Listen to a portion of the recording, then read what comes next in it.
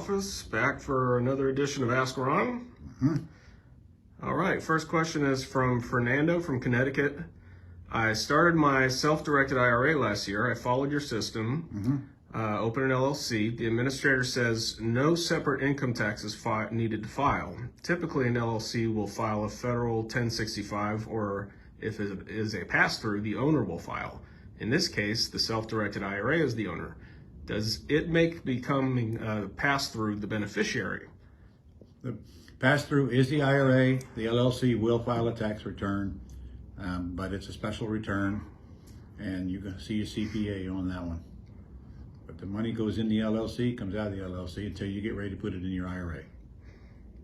All right, Gary from Utah says if the buyer agrees to a price for the house and when he tries to get a loan, the house doesn't appraise for that amount or less than his, or the amount less than his down payment. Yeah. Are there any issues I need to be aware of that can cause me problems? No, he agreed to pay that price.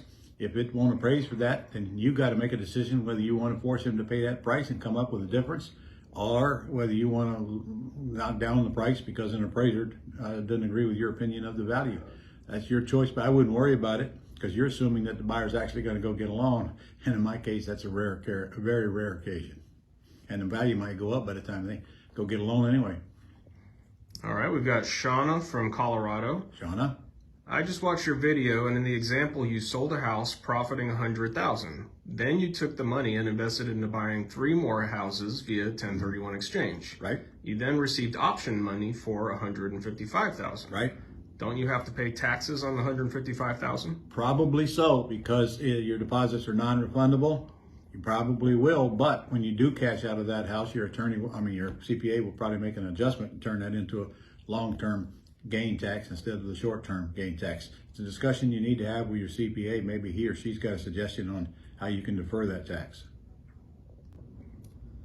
All right, next question, Michael from Minnesota. I located a potential deal in Minnesota.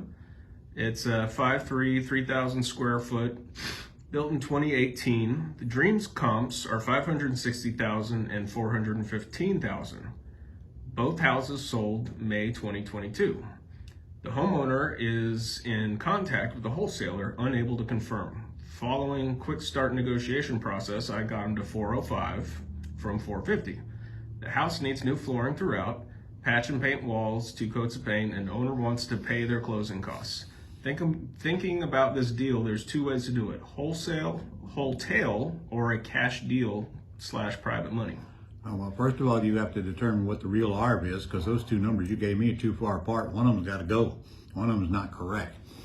Let's hope the 500 plus is the correct one, and the 400 something is not correct.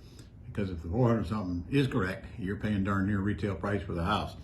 So your exit strategy is multiple. I don't know what you're going to do with it. You won't wholesale it to an investor most likely, but you probably can get a tenant buyer to come in and give you a bunch of cash, and especially if you provide with them owner financing. But I think your biggest problem is you need to figure out what the real value is first to determine whether you really got a deal or a non-deal because you're using a wrong comp. Getting the comps is critical to create deals. You got to know what the property's worth. Got to do a little bit more work on that. And in worst case, you get it under contract. You can always have an appraiser come out and appraise it before you close. And if you don't like it, you kill the contract. All right, we've got Omar from Alberta, Canada. Ron, I'm struggling to explain a few essential elements of terms to our sellers. For example, after negotiating terms, seller says something like this: great, terms options might work, but what happens when you don't pay or stop making your payment, or worse? Okay, that objection is right in my boot camp manual. Do you have any reason to believe that I would not make your payments if I'm here willing to buy your house, take over all the responsibilities of it? And why on earth would I even want to be here if I didn't intend to make your payments? So do you have any reason to believe that I won't make your payments? And by the way, I'm going to do what I say. So will you do what you say? Because if that's true, then it's a go. If it's not true and you don't believe I'm going to make your payments, you probably shouldn't sell the house to me. Wouldn't you agree? And the next objection is, what if you don't close at all after the term is up? Oh, I love that one. So, Mr. Seller, let's suppose you've got a 5-year term here. Let's say I don't buy it at the end of the 5 years. Isn't it true that the value will probably go way up? Yes. Well, isn't it also true that the debt service, the debt will go way down? Well, yes. Well, I can make you a case the best thing that happened to you is if I don't buy during the 5-year period. Wouldn't you agree? So going on, they're saying things along the lines of, we understand that we get to keep your down payment, but aren't we still on the hook for the mortgage? Who will pay for the arrears by the end of the term? What if you burn our house down? Seems like we can get screwed pretty bad. We're not going to spend all day here answering objections, guys. If you want to get all your objections, come to the boot camp. Every single thing that the seller could ask you is easy to answer once you get trained, and they're all in my manual for that matter. Okay, next question, Joel. Can you use your own seller's list if you have one with this system? Well, of course, absolutely.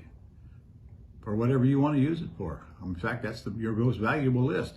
But, sellers lists aren't going to last long. They're either going to sell the property or they're not. So your list is automatically put into your dream system, and so is your entire follow-up process. And a lot of your deals will come from the follow-up. So, by the way, watch out for a webinar on that subject coming up pretty soon from the creator of Dreams. All right. Ronald from Colorado, what are your thoughts on rich dad, poor dad, and how does your system differ from that? My system has no relationship to what Kiyosaki teaches. I've known Kiyosaki for a long time, and I'm not deep into his system, so I'm not going to sit here and criticize it, but I can promise you he doesn't do what I do. And another question from Ronald. I'm in a seller's market, low inventory for homes. What would your approach be? Learn how to find the sellers. And I got 2 pages of them that I discussed at the boot camp. And I like the sellers where I pay somebody to go get the leads and bring them to me. And the lead is where a seller calls you. That's a quality lead. A quantity lead is when we're trying to chase these people that advertise online, like your Gold Club leads. I make a lot of calls there to get a deal. People start calling you, a handful of calls will get you a deal. But unfortunately, a lot of those leads you got to pay for. So you got ways to get leads free, you got ways to pay for them. Put them all together and it reduces your total lead cost.